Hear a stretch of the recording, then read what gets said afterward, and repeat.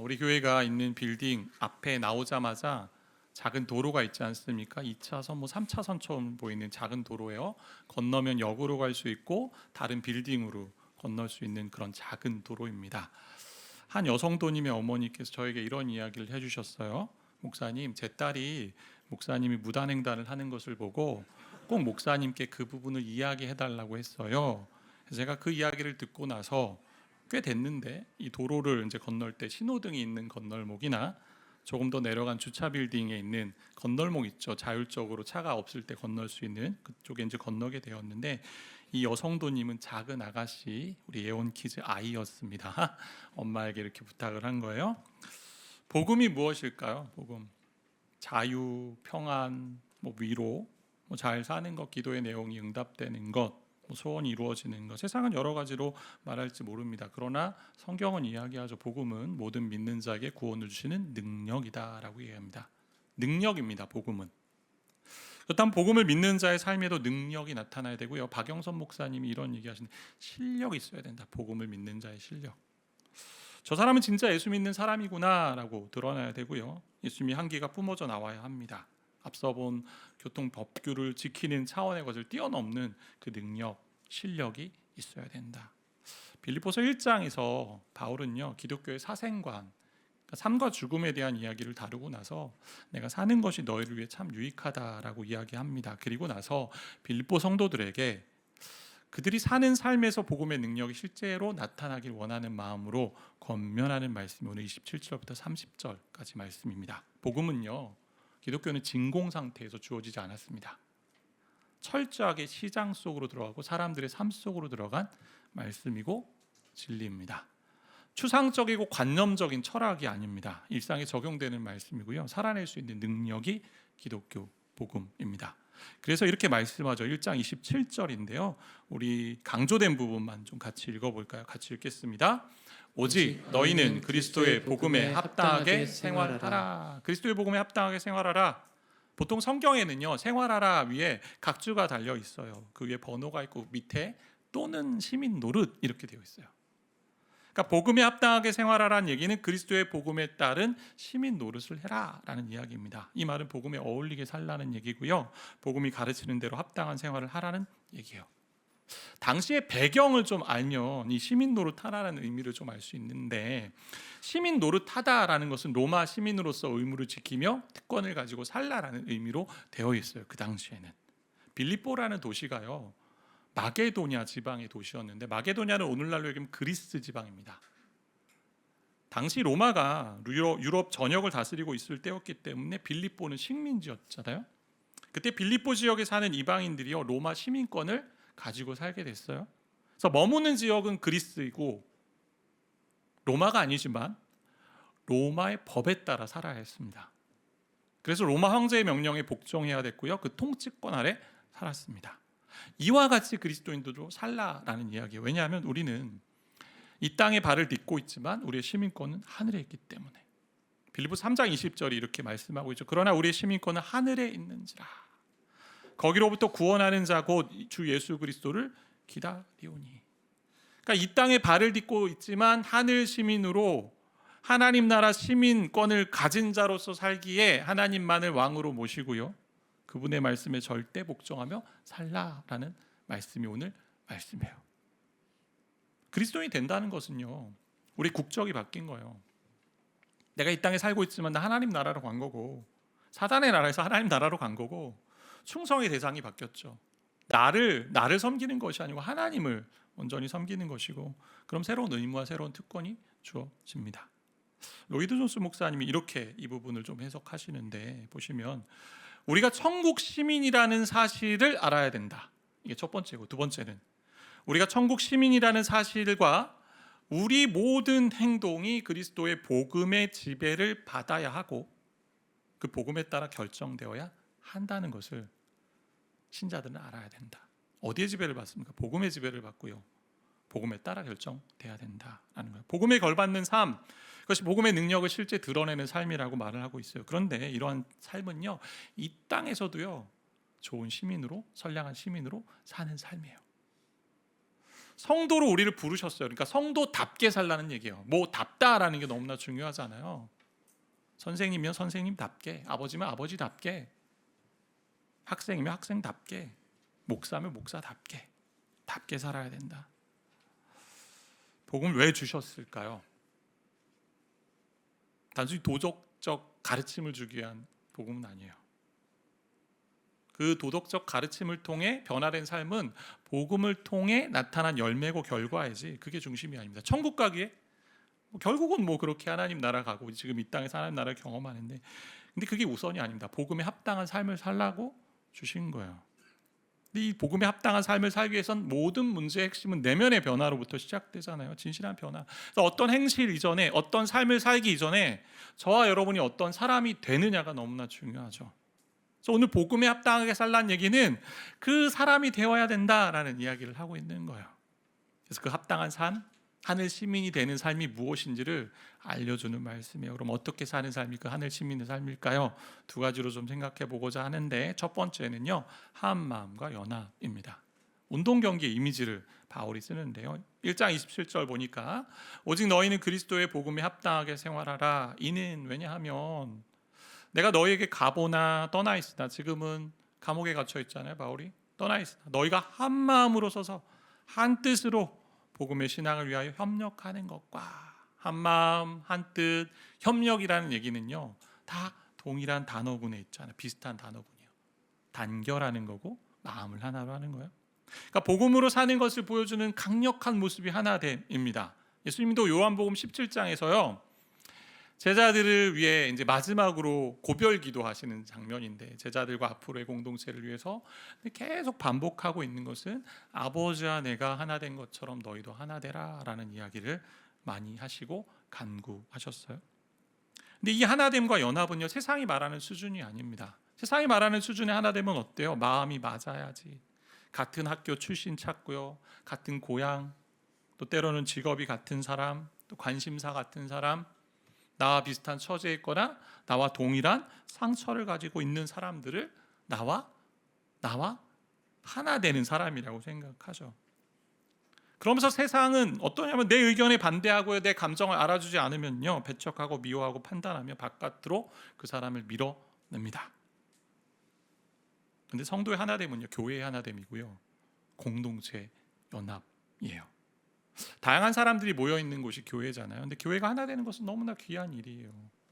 본문에서 이제 협력이라는 단어를 쓰고 있는데, 운동 경기에서 팀워크를 말하는 그런 팀워크를 이룬다라는 의미의 단어예요. 그러니까 한 팀이 되어서 한 목표를 가지고 함께 애쓰는 모습을 협력하다라는 얘기입니다. 각자의 역할과 기질과 성향이 다르고 배경이 다르고요, 경험이 다른데 그것을 가지고 하나님 나라를 위해서 쓰임 받을 때에 마치 한 명의 존재처럼 우리가 나아간다, 그런 얘기예요. 근데 이렇게 하나 되는데 근거가 있고 목적이 있어요.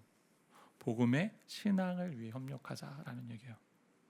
참된 기독교 신앙의 근거 위에서 하나 되자는 거, 그 연합의 기준은 하나님의 말씀이에요. 하나님의 모습과 근거가 그 말씀 가운데 있다라는 거죠. 우리 하나님이 하나시기 때문에 저와 여러분이 하나가 되어야 합니다.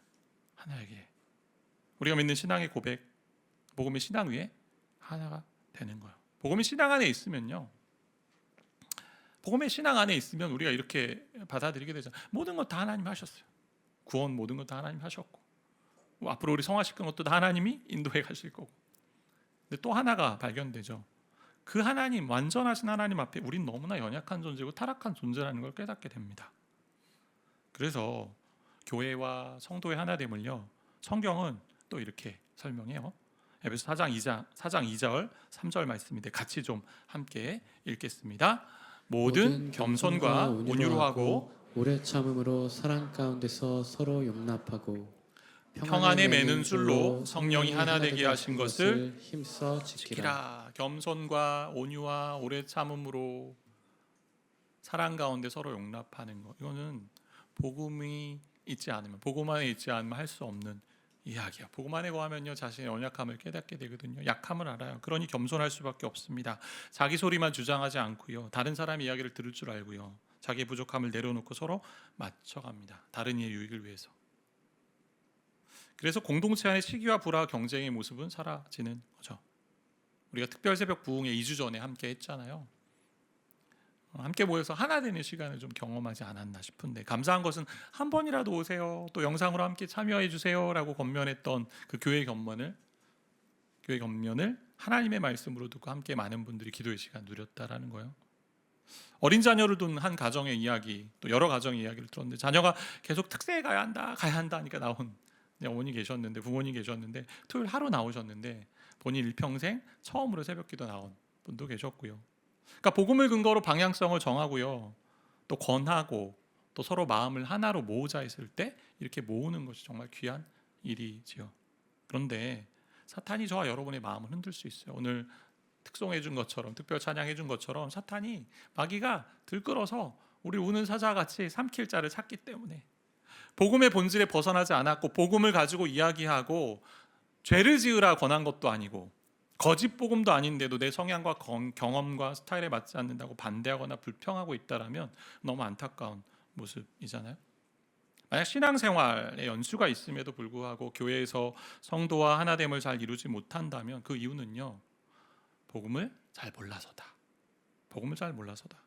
복음을 안다면 겸손과 온유와 오래 참음으로 서로 용납하게 됩니다. 함께하게 됩니다.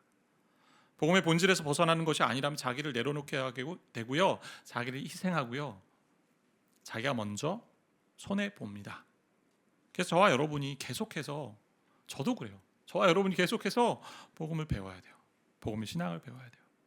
그래야 온유, 겸손, 오래 참음으로 옷 입고 생활하게 됩니다. 그러면서 한 가지 생각해 볼 것은요, 하나됨을 위해서 성도 안에 정말 거룩한 예절, 매너가 있느냐라는 부분이에요. 복음에 합당한 삶은요, 천국 시민의 삶이잖아요. 근데 때로는 천국 시민의 삶이라고 하면서 이 세상의 시민보다 기본적인 매너가 없는 경우, 그때 너무나 아쉽잖아요. 보네포 목사님이 성도의 공동생활이라는 책에서 하나됨을 위한, 성도의 하나됨을 위한 몇 가지 제언을 하셨는데, 그 중에 하나가 제가 인상적인 게 이거였어요. 이 첫 번째 제언이었는데, 그리스도인 형제에 대해 무자비하게 말하지 마라. 그리스도인 형제에 대해 무자비하게 말하지 않도록 자신의 혀를 제어하라. 같은 형제입니다. 같은 가족입니다. 근데 우리는 그 형제에 대해 무자비하게 말할 때가 있죠. 말도 중요한데 말 그릇도 너무나 중요하지 않습니까? 서로 소통하면서 다른 이를 배려하는 마음으로 말해야 되고 대화해야 되는데, 때로는 짜증 섞인 태도나 신경질적인, 그리고 불평의 말투로 우리가 자주 말한다면 한번 거울 치료를 해보시는 게 너무나 좋을 것 같아요. 저도 저 자신을 자꾸 돌아보거든요. 복기를 합니다. 내가 어떨 때 이렇게 얘기했을까? 자신의 말그릇을 잘 생각해 봐야 된다는 거죠. 이 부분이 저와 여러분이 성장해야 될 지점인 것 같아요. 그러니까 복음에 합당한 천국 시민이라고 하면서, 하늘 시민이라고 하면서 이 세상의 시민보다 제대로 따라가지 못하는 그런 매너와 예절들이 있다면 우리가 하나님 나라의 백성으로 사는 삶이 아니잖아요. 그래서 예수가 온 공동체가 저 하나됨을 보여주는 공동체가 되길 소망합니다. 그리고 교회뿐 아니라 여러분이 믿음의 가정 가운데 있잖아요. 그 믿음의 가정 안에 하나됨을 좀 이루어 가세요. 두 번째는 대적과 용기인데, 전투의 이미지를 좀 가지고 와요, 바울이. 28절 보니까 무슨 일에든지 대적하는 자들 때문에 두려워하지 아니하는 이 일을 듣고자 함이라. 대적하는 자들이 있다. 근데 너희가 두려워하지 않았으면 좋겠다. 용기를 냈으면 좋겠다. 왜? 이렇게 대적하는 자들 앞에서 용기를 내는 이 모습이 그들에게는 멸망의 증거고 너희에게는 구원의 증거가 되기에. 30절, 너에게도 그와 같은 싸움, 나도 이러한 싸움을 싸우고 있는데 너도 그와 같은 싸움이 있으니 내 안에서 본 것이고 이제도 내 안에서 듣는 그런 싸움이다. 대적, 싸움은 전쟁의 용어, 전투의 용어잖아요. 그러니까 믿음의 삶을 살면 반드시 따라오는 부분은 대적이 있고요, 싸움이 있습니다. 예수 믿으며 사는 것을요, 이 세상은 방해하고 공격합니다. 그런 세력들이 있습니다. 우리가 지난번에 에베소서에서 봤던 것처럼 영적 전쟁 가운데 있잖아요. 영적인 세력이 있어요. 힘이 있어요. 권세 잡은 자들이 있고요, 통치자들이 있습니다. 다 사단이 것들을 조장하고 조종하죠.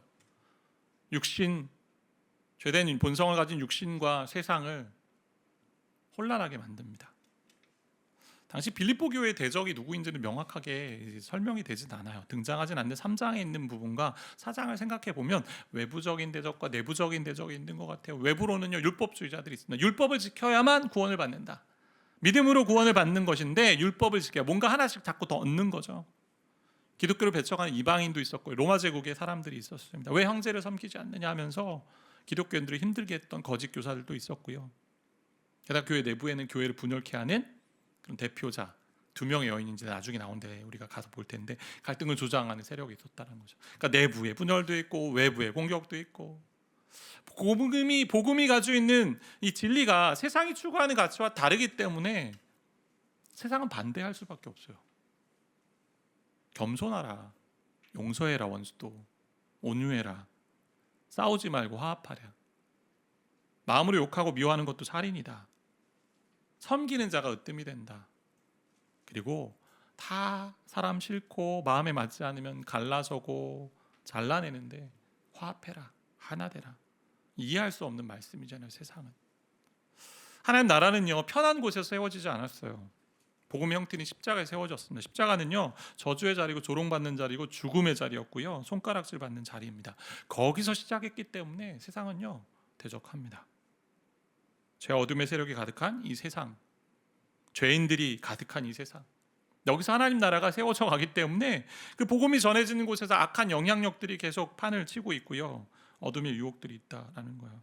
근데 이것을 당연히 여기고 용기를 가지고 담대하라라고 오늘 말씀하고 있어요.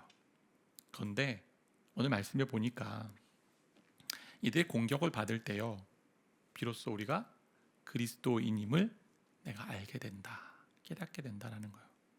그러니까 신앙생활하면서 영적인 싸움이 있으세요?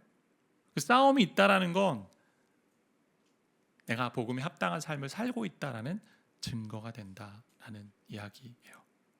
괜찮은 윤리적인 가르침보다 조금 더 나은, 세상보다 조금 더 나은 그런 삶을 살라고 복음을 준 게 아닙니다. 진리를 공격하고 신자로 사는 것을 경멸하고 조롱하는 세상 가운데 담대히 용기 내어서 내가 하나님의 자녀인 것을, 그리스도인 것을 증명하는 그 삶을 살라라는 거예요. 이것이 우리에게 구원의 증거가 된다고는 말씀하고 있는데요. 자, 여러분이 신앙생활하면서 가끔 이제 오해하게 되는 지점이 하나 있는데, 신앙생활 어렵지 않게 하는 방법 없어요? 목사님 이렇게 하는 분 계세요. 쉽게 하는 방법. 저도 부탁드립니다. 쉽게 하는 방법 좀 알려주세요. 저 이렇게 쉽게 살고 싶어요. 근데 신앙생활하면서 힘든 일 없이 복만 받으며 살기 원한다면 잘못 생각하는 거예요. 그런 기독교, 그런 복음 없습니다. 네, 하지만 우리 하나님의 고난과 박해를 통해서요 구원의 증거로 삼으신다는 거고, 여러분이 정말 믿음의 사람인지를 증명하고 드러내신다라고 말씀하고 있어요. 또 다른 하나님의 구원의 증거가 있는데, 그렇게 고난과 박해 가운데 있을 때 하나님이 놀라운 위로를 허락해 주신다는 거예요. 결국 대적과의 싸움에서요 그리스도인은 고난을 겪으며 살아갑니다. 그게 29절 말씀인데 같이 좀 읽겠습니다. 29절. 그리스도를 위하여 너희에게 은혜를 주신 것은 다만 그를 믿을 뿐 아니라 또한 그를 위하여 고난도 받게 하려 하심이다. 잘 보세요. 은혜를 주셨는데요, 그 은혜의 결과가 믿음도 있고요, 또 뭐가 있어요? 고난도 있어요. 누구를 위한 고난이요? 그리스도를 위한 고난입니다. 내가 나를 위해 고난받는 게 아니고 그리스도를 위한, 복음을 위한 고난인데, 1세기 그리스도인이 당했던 고난, 대적의 공격들이 있었습니다. 앞서 이야기했던 것처럼 황제 숭배하지 않는다고 괴롭혔고요, 때로는 재산이 몰수당하기도 했고요, 급기야는 목숨을 내놓는 순교의 자리까지도 갔습니다. 그런데 이 모든 것이 다 그리스도를 위한 고난, 복음 때문에 당한 고난이었습니다. 오늘날 지구상에 이와 같은 고난도 나타나죠. 이슬람권의 나라를 보면 잘 알 수 있습니다. 예수 믿고 신앙을 지키면요, 그들은 기독교로 개종했을 때 가족과 사회에서 추방당하거나 법적으로 사형의 위험을 받기도 합니다. 비밀리에 모임마다 발각되면요 체포되고 고문되고 고문받고 때로는 실종되기도 합니다. 죽었다는 얘기겠죠. 중국의 경우도요, 정부가 정한 삼자교회라는 그 교회를 빼고는 지하교회나 다른 모임을 하고 있으면 지도자는 체포되고요, 예배는 금지령이 떨어지고 성경은 빼앗깁니다. 기독교 박해 국가 1위가 이제 북한이잖아요. 북한인데 북한도 잘 아시잖아요. 성경을 소지하거나 신앙을 들키면 정치범 수용소에 가서 결국은 처형되잖아요. 처형. 그러니까 이러한 것이 종교의 자유가 있는 우리나라에서는 되게 생소한 부분이죠. 교회 나올 때 여러분 누구한테 맞고 오셨습니까? 방해받고 오셨습니까? 그러면서 대한민국에서 아직 이제 가족이 신앙생활 하는데 또 교회 다니는데 이것을 반대하는 배우자나 부모나 가족이 있기도 해요. 말로 공격을 하기도 하고, 그러고도 네가 신앙인이냐 얘기도 하기도 하고, 가면 안 된다라고 하기도 하고. 그래서 몰래 신앙생활 하시는 분들도 계세요. 세상은 기독교를 그리 환대하지 않죠. 옳은 가치라고 기독교 안의 가치를 인정하는 것도 있지만 그것을 다 지키지 않습니다. 왜냐하면 죄된 인생은 그것을 그렇게 좋아하지 않습니다. 저희가 분립개척했잖아요. 29개 교회 분립개척했는데 교회 장소를 다 알아보는 거죠. 여기저기 이제 교회 목사님들이 흩어져서 또 장소를 함께 이렇게 알아보는 우리 성도님들과 함께. 근데 여러 지역을 돌아다니면서 우리가 한 목소리로 경험한 게 뭐냐면 건물 용도가 교회라고 이야기하기 전까지는 되게 나이스하고요. 그래 뭘 하시? 저희가 교회를 하려고 합니다. 그럼 그때부터 바로 계약서를 덮고 저희 안 줍니다 이렇게 바뀌는 일들이 많았거든요. 교회를 싫어합니다. 때론 건강하지 못한 교회가 잘못한 모습을 이제 보였을 때 내가 그리스도인이라는 그 이유로 내가 그 모든 것의 대표자가 돼서 비난을 다 한 몸에 받기도 하죠. 더한 것은요. 팬데믹 때 이제 이단 사이비 집단으로 인해서 우리나라에 그 코로나19가 더 많이 확 퍼져갔잖아요. 그로 인해서요 전체 교회가 이 땅에 있는 모든 교회가 이단 사이비 때문에 그렇게 퍼진 건데 전체 교회가 다 부정적 시각, 교회를 향한 부정적 시각이 많이 생겼다라는 거죠. 우리가 회심하고 겪는 그런 고난의 모습들도 있잖아요. 사무실이나 집이나 학교나 일터 등에서 미묘한 박해를 받기도 합니다. 선생님이요 학생이 기독교인이라고 은근 괴롭힙니다. 수업 시간에 괴롭힙니다. 진화가 맞다부터 시작해서 기독교인들 일어나 봐라 얘기하기도 하고, 은근히 예수 믿는 사람을 비이성적인 사람 또 의지가 약한 사람이라고 보기도 해요. 성경적 가치관으로 어떤 사안에 대해서 얘기를 하면요 세상 물정 모르는 사람이네 이렇게 이야기하기도 합니다. 실제로 믿음 때문에 승진 기회를 놓친 분도 저는 보았습니다. 그러면서 오늘날 신앙생활 속에 영향을 주는 대적과 고난의 부분들이 있는데 우리 안에 들어온 놀라운 고난의 모습도 있고 대적의 모습이에요. 세속주의와 상대주의라고 할 수 있어요. 세속주의, 상대주의.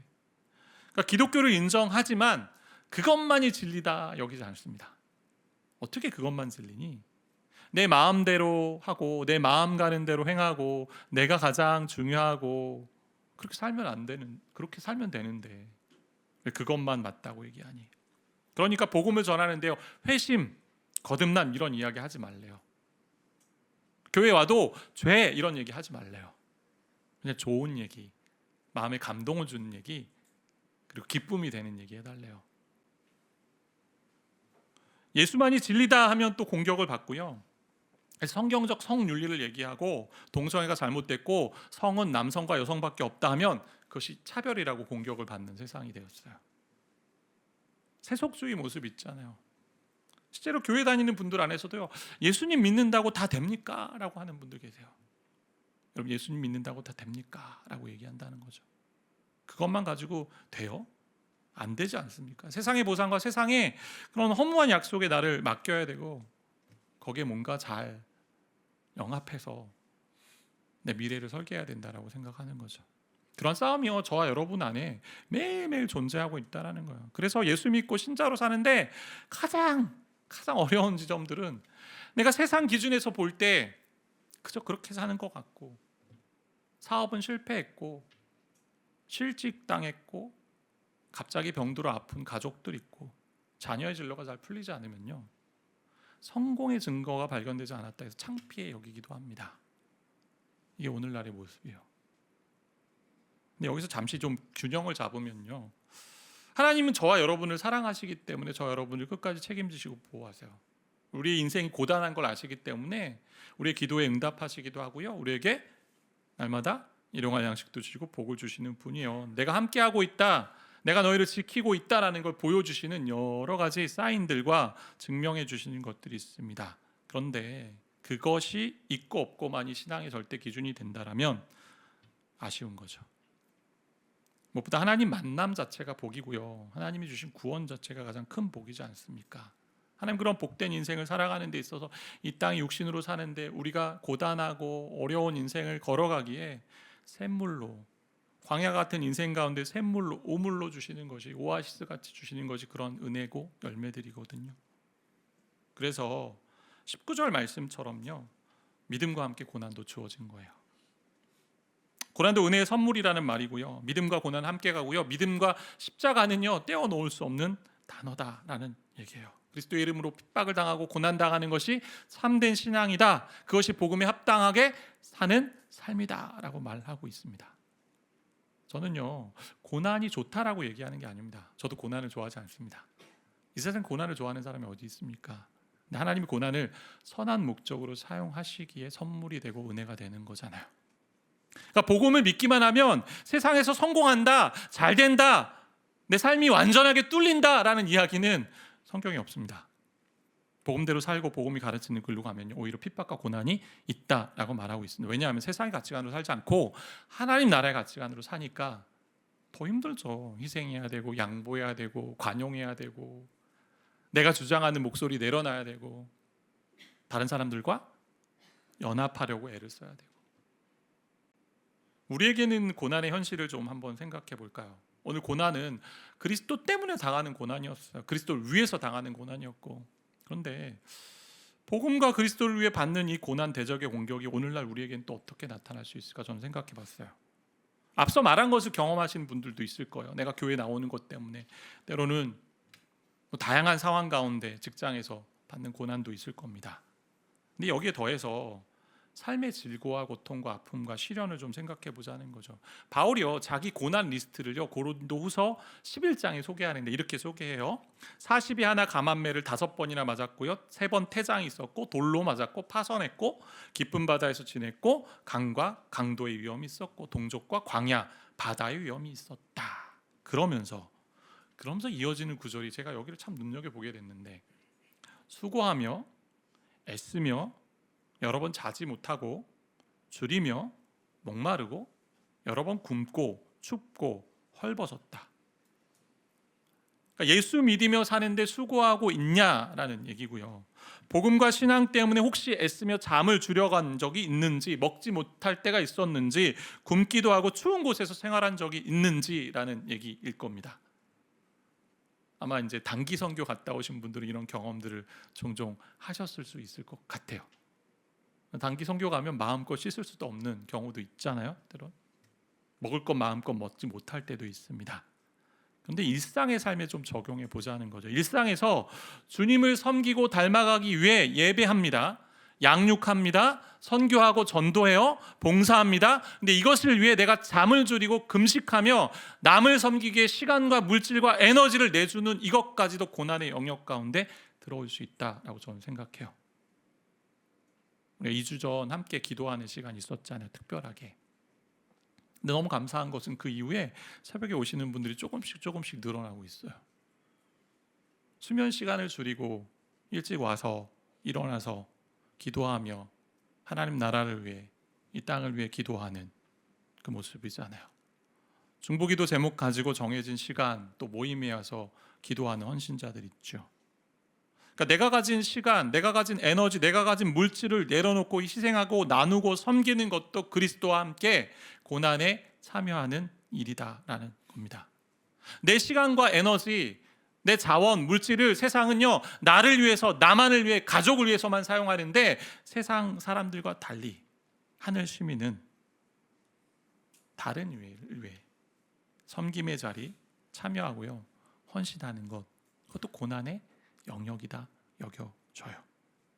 이게 복음에 합당한 삶을 사는 거죠. 그래서 예수 믿기에 세상 사람들이 생각하지 않는 결정과 선택을 하며 사는 존재가 저와 여러분이에요. 그래서 고난이 믿음의 은혜와 함께 온다라고 말하잖아요. 그래서 디모데후서 3장 12절을 보니까 무릇 그리스도 예수 안에서 경건하게 살고자 하는 자는 박해를 받으리라. 그러니까 고난과 핍박 가운데 살아가는 이 모습이 내 신앙을 증명하는 거다라는 이야기예요. 그런데요, 이렇게 고난을 당연한 것으로 여기며 살면 복음의 본질이 무엇인지, 하나님의 위로가 무엇인지, 신앙의 성장이 무엇인지 알게 됩니다. 고난을 겪어봐야 배울 수 있는 은혜가 있어요. 때로는 자녀와 배우자 때문에 고난을 통과하는 사람들 있잖아요. 근데 믿음 안에서 부부됨을 이루기 위해서 서로 버리지 않아요. 자녀를 양육하려고 하는데 믿음 안에서 양육하니까 세상의 방식과 달리하니 더 애를 쓰게 됩니다. 고난을 통과합니다. 사랑하는 사람이 아프고요. 사랑하는 사람이 먼저 떠나보내는, 사랑하는 사람을 먼저 떠나보내는 경험을 하신 그런 분들도 있을 겁니다. 그런데 그런 고통을 믿음 가운데 지나가게 되면요, 선하시고 실패하지 않으신 하나님이 그 상처와 아픔을 통해 그 자리에서 저와 여러분을 복음 시민으로 세워 가신다. 향기를 뿜어내게 하시고요, 많은 사람이 그래서 그 사람을 통해 많은 사람이 살아나는 은혜를 주십니다. 왜냐하면 하나님의 위로를 경험한 자가 이 땅의 진정한 위로를 나눌 수 있기 때문에, 그것이 하늘 시민으로 사는 품격의 삶이에요. 그런 분 계실 것 같아요. 만약 이런 분 있죠.